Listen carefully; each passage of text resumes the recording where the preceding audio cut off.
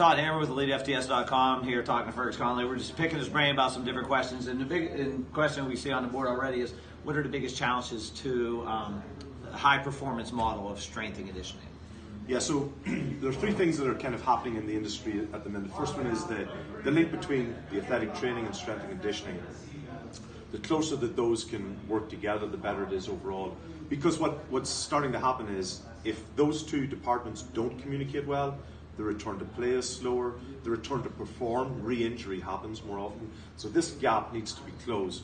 In organizations where they can't get back communicating, you end up you create another department, a rehab department, which is just an indictment of the failure of medical and rehab to talk.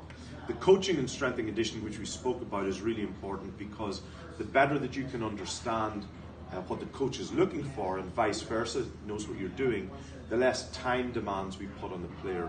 And particularly the collegiate athlete now, it's all about how do we minimize the time and stress.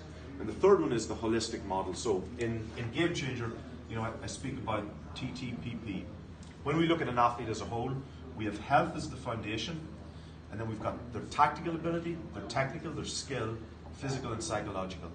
Now, we know everything about physical. We can measure in the weight room. Psychology is a black art. There are very few good psychologists today, performance psychologists. Tactical ability, we don't really have a way of measuring it too well. And technical ability, skill is very often, isolated. It's a jugs machine, that's working on skill. Well, that's not working on skill. You have to work it in context.